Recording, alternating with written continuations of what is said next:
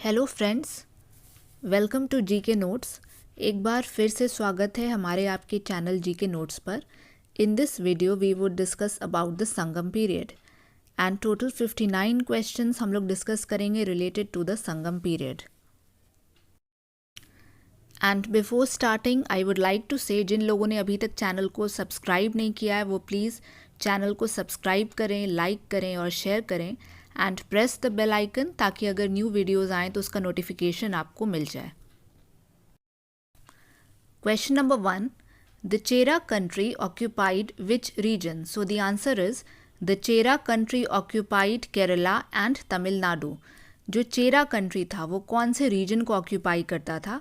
तो जो present day Kerala and Tamil Nadu है उसी को चेरा कंट्री ऑक्यूपाई करता था।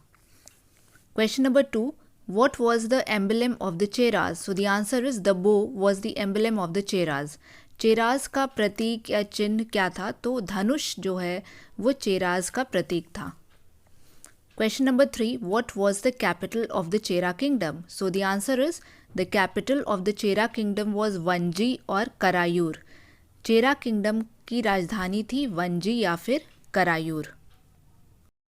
Question number 4, who was the first ruler of the Chera dynasty? So the answer is the first ruler of the Chera dynasty was Udyanjaral. Chera dynasty का पहला ruler कौन था? तो चेरा डायनेस्टी का पहला रूलर उदयनजैरल था। Question 5, who was the famous ruler of the Cheras? So the answer is the famous ruler of the Cheras was Senguttuvan or the Red Chera. चेरा का एक फेमस रूलर कौन था? तो चेरा का फेमस रूलर था सेंगुटुवन या उसको रेड चेरा भी कहते हैं। Question 6, what were the main ports of the Cheras? So the answer is the main ports of the Cheras were मुजरिस and टोंडी।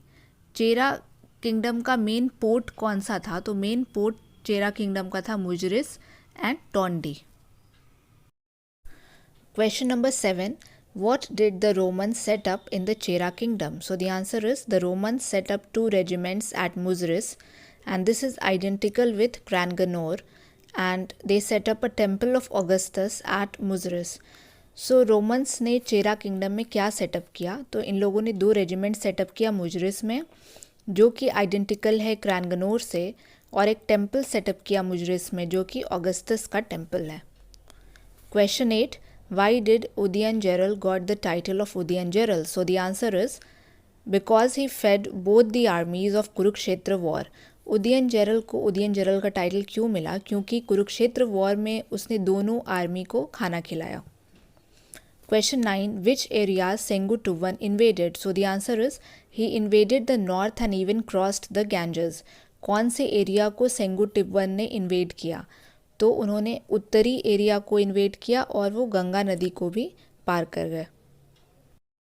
Question number 10, which cult Senguttuvan or the red Chera founded?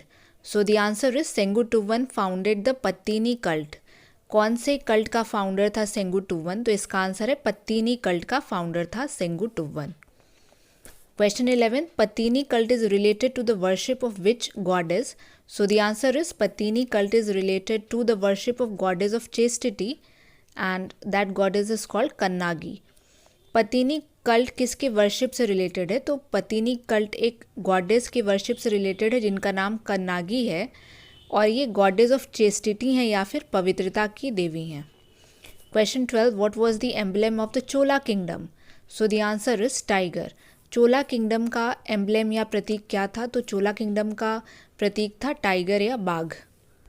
Question 13, what were the 2 capitals of Chola? So the answer is the 2 capitals of Chola were Uraiyur which was the inland capital and Puhar or the Kaveri Pattinam which was the coastal capital.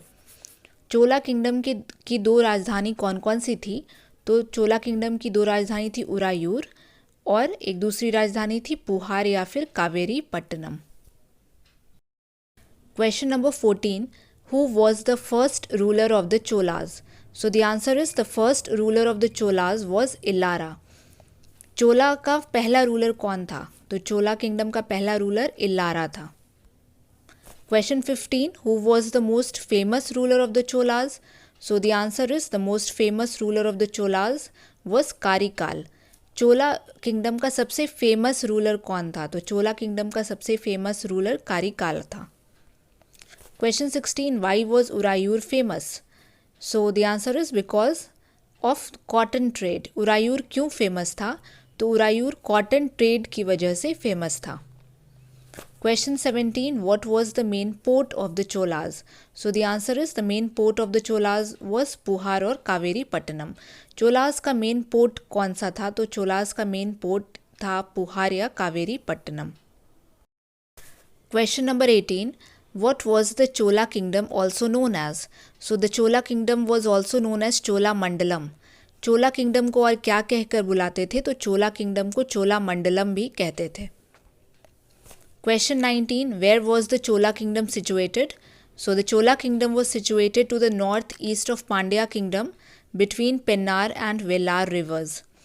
Chola kingdom कहाँ पे situated था? तो चोला kingdom Pandya kingdom के north east में situated था और दो नदियों के बीच में ये सिचुएटेड था, पेन्नार और Vellar. Question 20, the Chola kingdom corresponds to which modern region? So the answer is the Chola kingdom corresponds to the modern Tanjore and Tiruchirappalli district।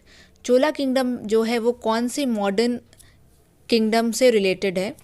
तो अभी का जो मॉडर्न तंजोर है और तिरुचिरापल्ली डिस्ट्रिक्ट है उसी से चोला किंगडम रिलेटेड है। Question 21, what was one of the main sources of wealth for Cholas? So the answer is the main source of wealth for the Cholas was trade in cotton cloth। Main source of wealth Chola का क्या था? तो main source of wealth Chola kingdom का था cotton cloth का जो trade होता था, वही मेन सोर्स था वेल्थ का। Question 22, what was Karikal the greatest Chola also called? So the answer is the greatest Chola was also called man with charred leg। So Karaikal जो कि ग्रेटेस्ट चोला था उसको और क्या कह के बुलाते थे? तो उसे मैन विथ चार्ड लेग भी कहते थे। Question number 23, Karaikal was the founder of which place? So Karaikal founded पुहार और Kaveri Pattanam and constructed embankment along the Kaveri river with the help of Sri Lankan slaves।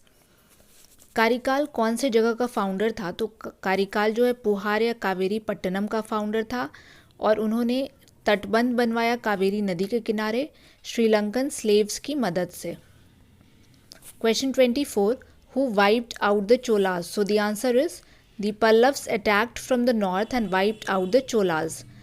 चोला का सफाया किसने किया? तो पल्लव ने नॉर्थ की तरफ से अटैक किया और चोला किंगडम का सफाया किया।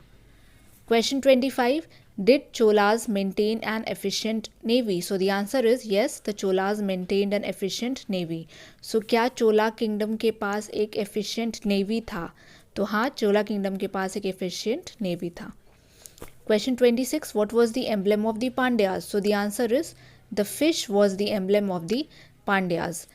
पांड्यास का क्या एम्ब्लेम या प्रतीक था? तो पांड्या का प्रतीक था फिश या मछली। Question number 27, what were the two capitals of the Pandyas? So the answer is Madurai, which was the inland capital, and Korkai or the Kolkoi, which was the coastal capital। Pandya kingdoms का दो capital कौन कौन सा था? तो पहला था मदुराई जो कि इनलैंड कैपिटल था और दूसरा कोरकाई या कोलकोई जो कि कोस्टल कैपिटल था। Question 28, what was the venue of the first and the third Sangam? So the answer is the venue of the first and the third Sangam was Madurai। पहला और तीसरा संगम का वेन्यू कौन सा था? तो पहला और तीसरा संगम का वेन्यू मदुराई था। Question 29, what was कोरकाई और कोलकोई famous for? So the answer is the Korkai और कोलकोई was famous for pearls। Korkai या कोलकोई किस चीज़ के लिए फेमस था? तो कोरकाई या कोलकोई पर्ल्स या मोती के लिए फेमस था। Question number 30, who was the earliest known Pandya ruler? So the answer is the earliest known Pandya ruler was Mudukudumi। earliest known Pandya ruler कौन सा है? तो earliest known Pandya ruler है Mudukudumi। 31, who was the most famous Pandya ruler? So the answer is the most famous Pandya ruler was Nendu Jelian। सबसे famous Pandya ruler कौन सा था? तो सबसे फेमस पांड्या रूलर नेंदू जेलियान था। Question 32, who first mentioned the Pandyas? So the answer is Megasthenes first mentioned the Pandyas and he said that the Pandya kingdom was famous for pearls।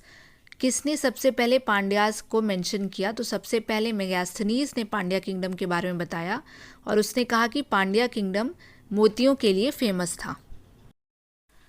Question number 33. Which modern territory the Pandyan kingdom included? So the answer is Tirunelveli, Ramand and Madurai in Tamil Nadu. कौन सा modern territory Pandyan kingdom में included था? तो Tirunelveli, रमांड and Madurai जो कि तमिलनाडु में है वो पांड्यन किंगडम में इंक्लूडेड था। Question 34. On the bank of which river Madurai was situated? So the answer is Vaigai river. कौन सी नदी के तट पर मदुरई सिचुएटेड था? तो मदुरई वाईगाई रिवर के तट पर सिचुएटेड था। 35. The Pandyan kings profited from trade with which empire? So the answer is the Pandya kings profited from trade with the Roman Empire. कौन से एम्पायर से ट्रेड करके पांड्यन किंग्स को प्रॉफिट मिलता था? तो वे रोमन एम्पायर के साथ ट्रेड करते थे और उन्हें प्रॉफिट मिलता था। Question number 36.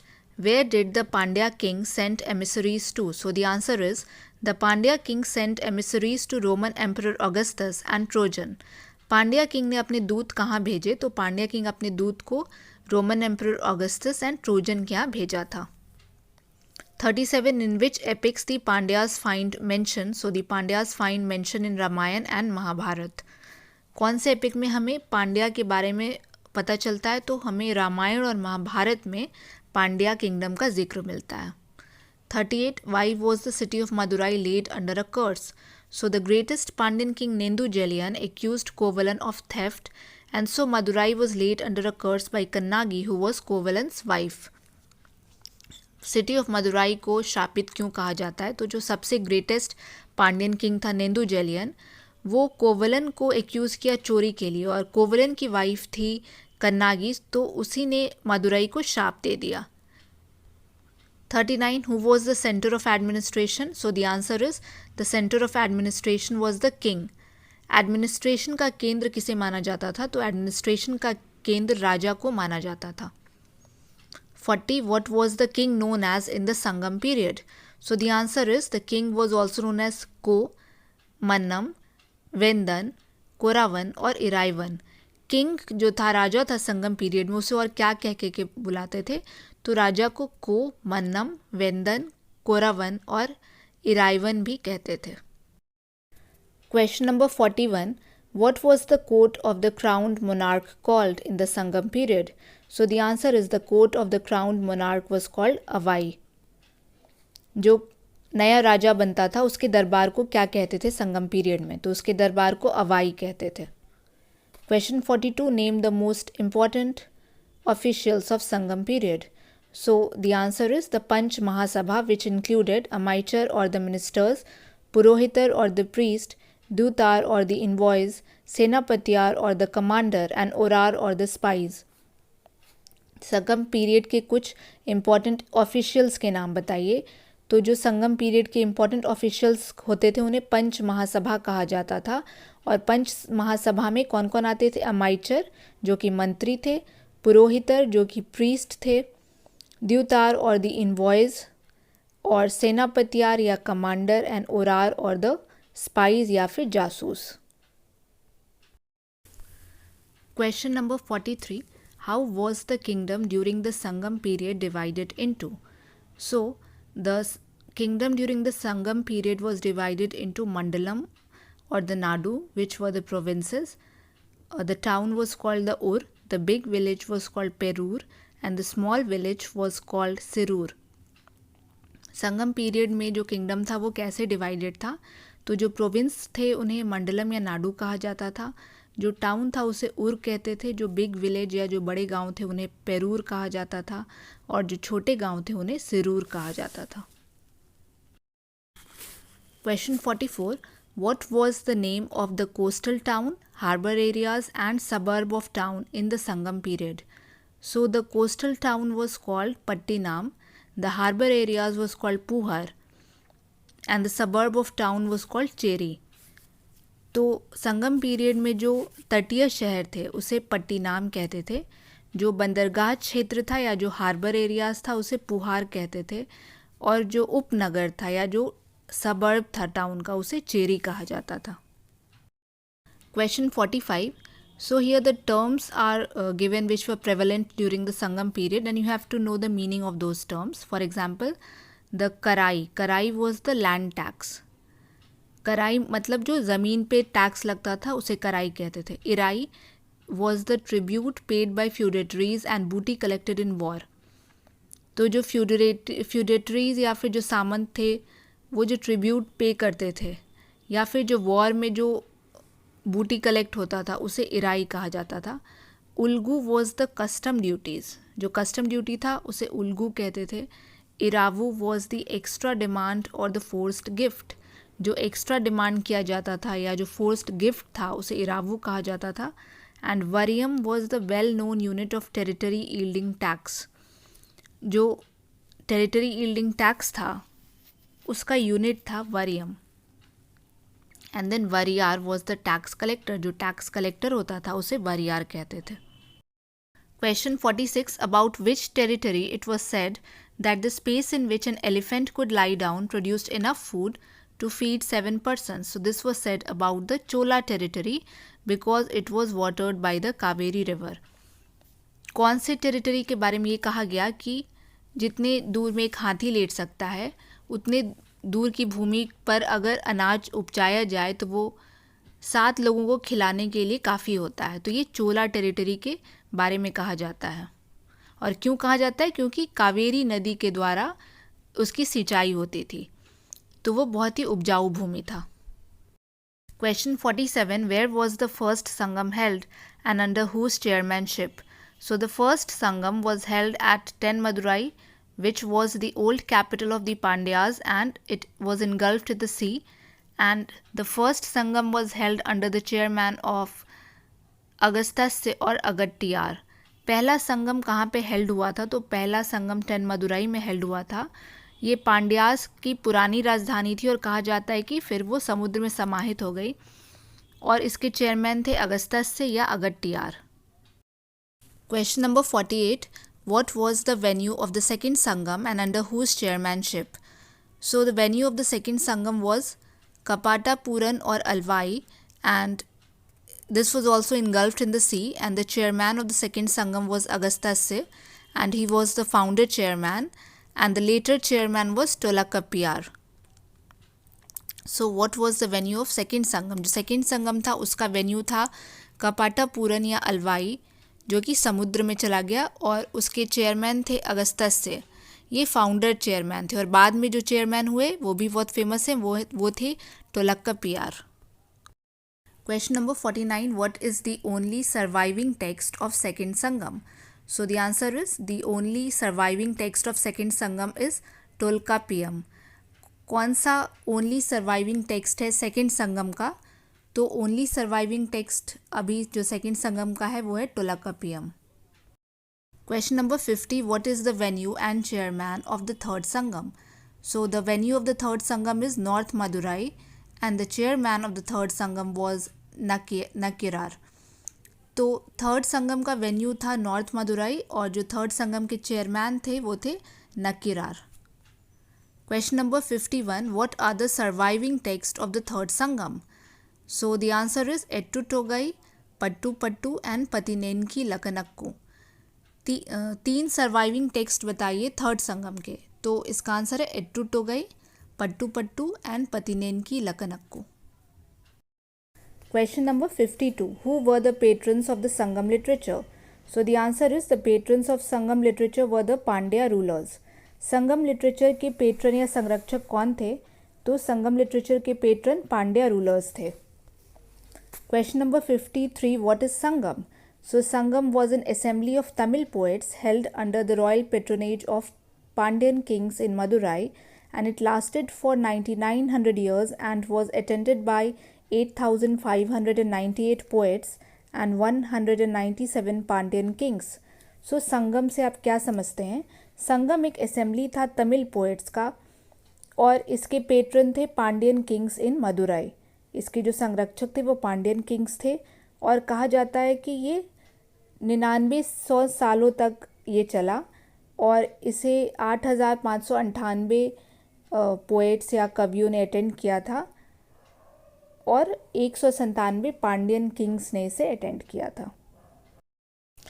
Question number 54, who attended the first Sangam according to the legends? So, according to legends, the first Sangam was attended by gods and legendary sages, and all its works have perished. So, legends के हिसाब से first संगम को किस किस ने attend किया था? तो गॉड्स ने अटेंड किया था, और जो लेजेंडरी सेजेस थे उस समय तपस्वी थे, उन लोगों ने अटेंड किया था, और उस समय का जितना भी वर्क है अब वो पेरिश हो चुका है, अब वो नहीं है। Question number 55, what kind of work is Tolkappiyam? So Tolkappiyam is an early work of Tamil grammar written by Tolkappiyar. Tolkappiyam किस तरह का वर्क है? तो कहा जाता है कि Tolkappiyam एक तमिल ग्रामर वर्क है जिसे टोलकापियर ने लिखा था। 56, what is the Bible of the Tamil land? So Kural or the Muppal, which is a part of Patinenkil Lakanakku and written by Tiruvalluvar, is considered as the Bible of the Tamil land, and it is about polity, ethics and social norms. Bible of the Tamil land किसे कहते हैं? तो bible of the Tamil land Kural या मुप्पाल को कहते हैं, जो कि पाठ है पतिनेनकिल लकनक्कू का, और इसे तिरुवल्लुवर ने लिखा था। ये पॉलिटी के बारे में है, एथिक्स के बारे में, और उस समय के जो सोशल नॉर्म्स थे, जो सामाजिक एक नॉर्म चलता था, उसके बारे में है। Question number 57, name the epics of Sangam period. So some of the epics of the Sangam period are Silapadikaram, Mani Mekalai, Sivaga Sindhamani and Bharatam. Sangam period के कुछ एपिक्स के नाम बताइए। तो उस समय के कुछ एपिक्स हैं Silappatikaram, Manimekalai, Sivaga Sindamani and Bharatam. 58, which work is called Iliad of the Tamil poetry? So the answer is Silapadikaram, the story of Anklet, written by Ilango Adigal, and the story of Kovalan and Madhavi of Kaveri Pattanam.